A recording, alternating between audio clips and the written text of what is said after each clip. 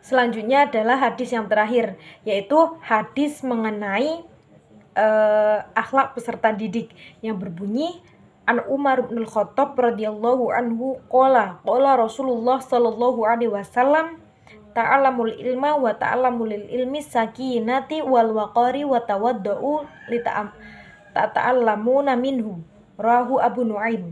Nah, arti dari hadis terakhir ini ialah dari Abu Nuaim radhiyallahu anhu.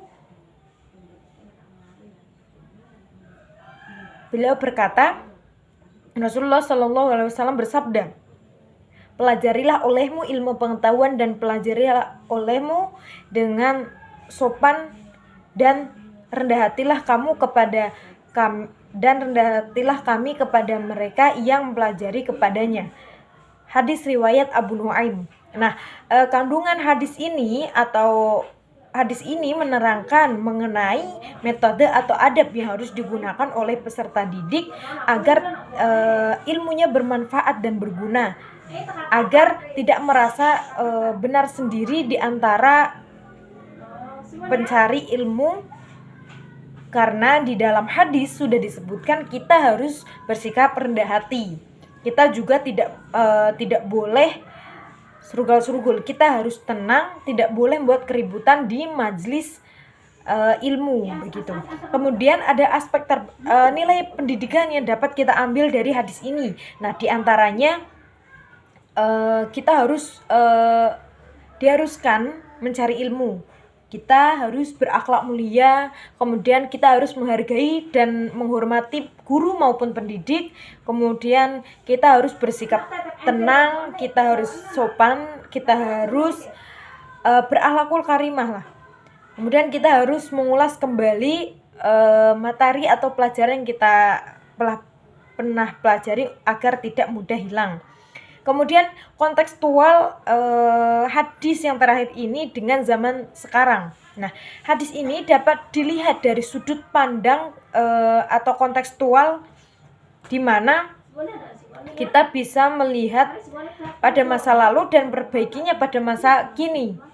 Ya, kalau kita bicara tentang belajar atau menimba ilmu, menurut saya adalah suatu hal yang masih menuai pro dan kontra, karena masih banyak orang yang berpikir tertutup atau berpikir pendek. Masih banyak statement kalau seorang wanita nanti akan jadi ibu rumah tangga, jadi tidak perlu sekolah tinggi-tinggi dan lain sebagainya. Masih banyak statement lain. Kemudian menurut saya juga masih sedikit persentase pendidikan, tapi tidak semua orang tua bermindset demikian, karena masih banyak juga mereka yang mendukung atau menggiring anaknya sampai tercapai cita-citanya. Kemudian ada juga mengenai pendidikan atau belajar ini menurut saya sangat berbeda. Contohnya, di dalam hadis disebutkan kita harus rendah hati, kita harus sopan. Ya, saya rasa rasa malu dan kesopanan untuk saat ini sudah semakin tertinggal.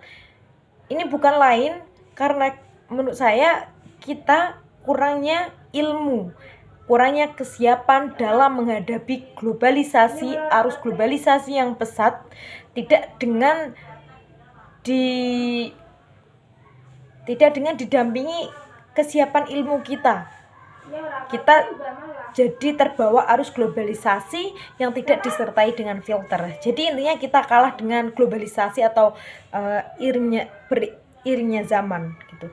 Bahkan kalau kita lihat zaman dulu dan sekarang, guru adalah hal yang sangat berbeda. Kalau dulu murid atau semua siswa menunduk ketika melihat guru, sangat dermawan begitu guru di hadapan siswanya. Tapi kalau sekarang mungkin berbalik, mungkin sangat berbeda, di mana banyak sekali kasus-kasus guru dipukuli muridnya, atau bahkan sebaliknya murid dilecehkan oleh gurunya, bahkan ustadz melecehi seorang santriwatinya atau bahkan banyak santriwatinya. Ini sangat mengenaskan dan sangat harus kita perhatikan. Nah, mungkin itu saja yang bisa saya sampaikan. Mohon maaf kurang lebihnya. Terima kasih. Wassalamualaikum warahmatullahi wabarakatuh.